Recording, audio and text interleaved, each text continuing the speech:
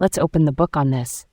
Today in Portland, a transgender athlete is challenging a federal ban that's reshaping who gets to compete on our curling sheets.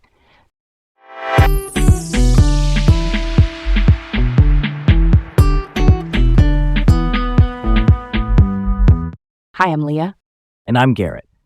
Welcome to Laid Back Local, the news of the day with Leah and Garrett from Portland, Oregon. First up, a transgender athlete is challenging a federal ban in Portland's curling community. Here's the setup. Sarah Maywalt, a transgender woman and curler here in Portland, is pushing back against an executive order issued in February 2025 by the Trump administration. An executive order is basically a directive from the president that federal agencies must follow. This order bans trans women from competing in women's divisions of sports that are federally sanctioned, meaning competitions governed under rules tied to federal recognition or oversight. Not necessarily about money, but about regulation and recognition. Evergreen Curling Club, which is the largest curling club in Oregon and very much a community spot for rec leagues and tournaments, supports inclusivity.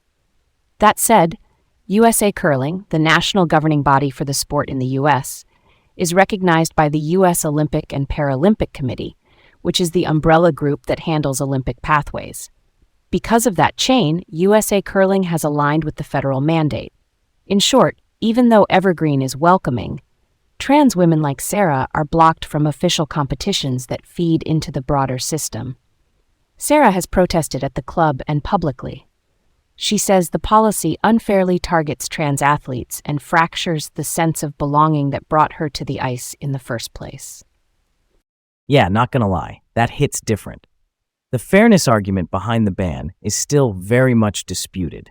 The idea that a blanket rule captures every athlete's situation doesn't really reflect the nuances of the science or the lived reality on the ice. Here's something to chew on. USA Curling, from what's been laid out, isn't necessarily getting a big federal check, but because it's regulated and recognized at the federal level through the Olympic system, it still has to comply with federal mandates. That's a curveball. There's no way around it for clubs if they want their events to count as official under USA Curling. Okay, let's move on to the next story. The Portland Community College strike that started in March 2025 is putting international students in a tough spot. Portland Community College, or PCC, is the big community college network in the metro area. Faculty and academic professionals, think instructors plus advisors and other student-facing specialists, have been off the job during this labor dispute, which means classes are delayed or not running as planned. Here's where it gets really urgent. International students on F1 visas. Those are student visas that let non-citizens study in the U.S., have to maintain full-time enrollment. If classes stop and they can't stay full-time, their legal status is at risk. PCC estimates around 350 international students are enrolled, paying more than double the in-state tuition. The college has told students that if classes don't resume by April 2025, basically the deadline to remain full-time this term, they should be ready to transfer so they don't fall out of status. That kind of disruption also scrambles graduation timelines, financial aid schedules, and on-campus jobs that many students rely on.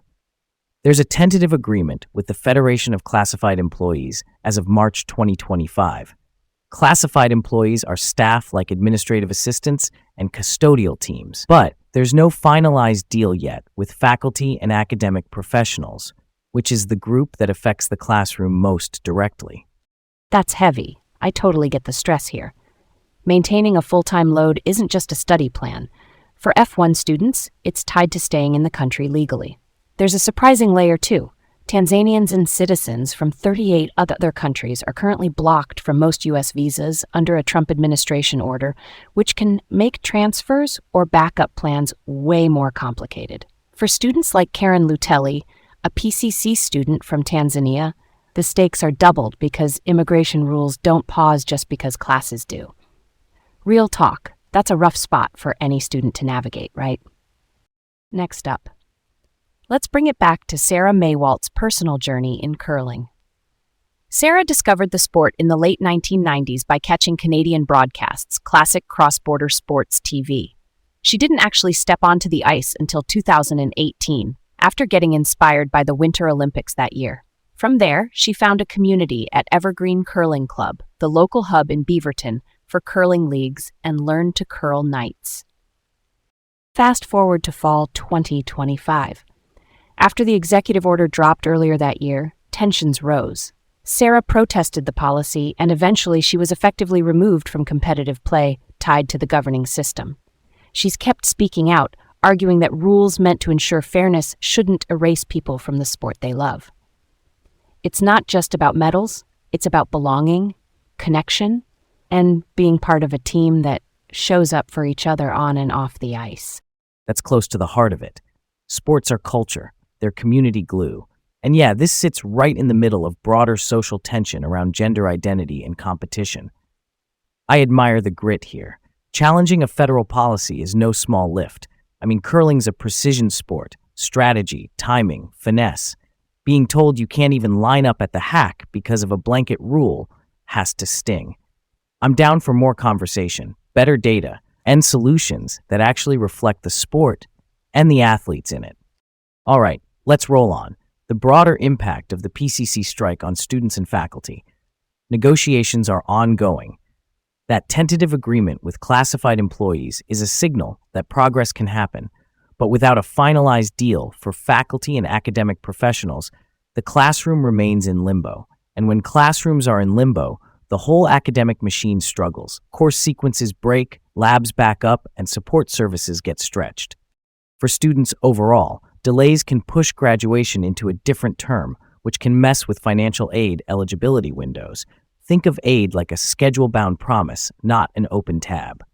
For international students, we already said the stakes are their legal status. For faculty and staff, prolonged strikes mean lost wages and mounting pressure. Big picture, this labor dispute is putting a spotlight on how education policy and immigration policy intersect in real time. And, yeah, that checks out with how interlinked campus life really is. Switching gears just a little. Stability matters. Getting a deal in place quickly would restore that day-to-day predictability students build their lives around.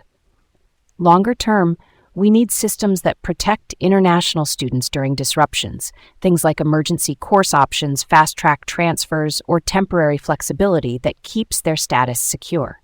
Flexibility in plain terms means letting them stay enrolled full-time on paper when classes pause, so their visas aren't collateral damage. It's got more weight than it seems. Last up, the surprising influence of federal mandates on sports organizations. Here's the crux. USA Curling is the national governing body, basically the rule setter and pathway to championships, and it's recognized by the U.S. Olympic and Paralympic Committee.